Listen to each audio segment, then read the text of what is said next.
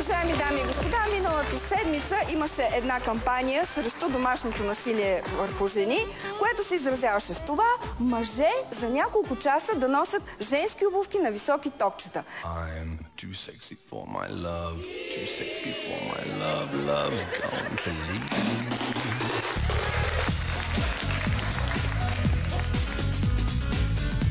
Тук тази вечер при нас обаче ще гостува един мъж, който веднага ни се обади да ни каже, че това не е абсолютно никакъв проблем. Лордът Евгений Минчев, да го посрещнем.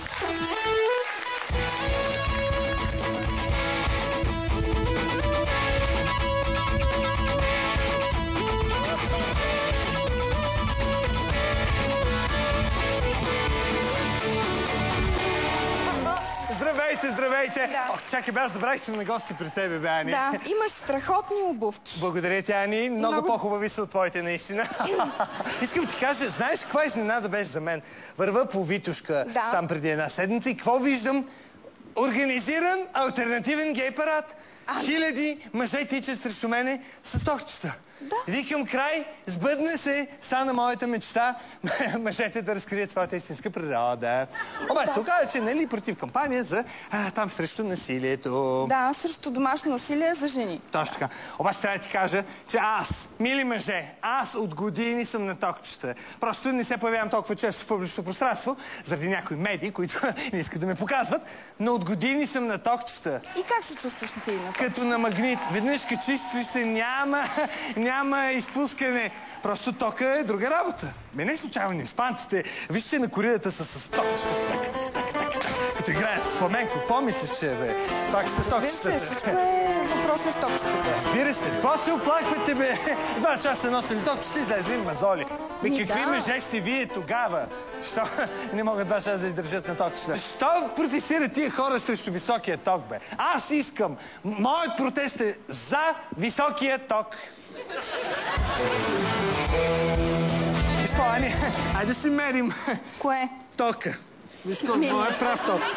А моят е много висок ток. Моят е по-висок ток, бе. Чакай сега ти обясня, бе, Ани. Добре, ти защо се обади толкова афектиран да ми кажеш, че протестираш, че организираш протести? За какво? Защото аз организирам контрапротест за монопола. За монопола? А не срещу монопола. Защо за монопола? Какво означава монопол? И какво означава монопол? Той дет не събра паричките. Не, бе, Ани, бе. Моно и пол. Значи един пол. Значи аз съм за една еднополова държава.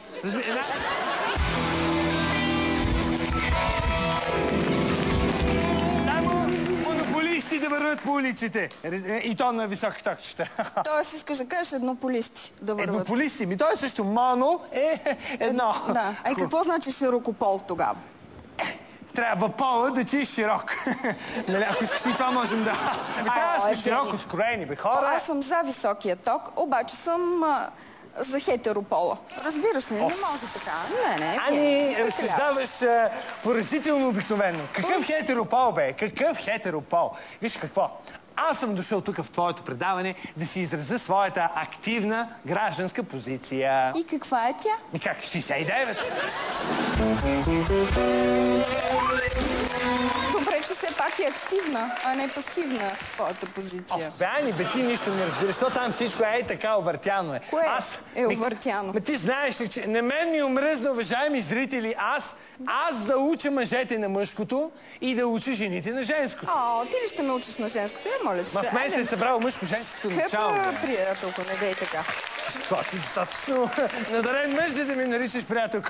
Добре, скъпи Евгений, лорде, айде моля те, не ме учи на женски неща. Ани, ако ми се довериш, ако ми се оставиш в ръчичките. Първо, ви нищо не разбирате. Вие знаете ли по всичките ревюта какви хора ги учат да ходят, бе? Какви хора ги учат да са женствени? Като мене, монополисти. Разбираш ли? Монорасти. Разбираш ли?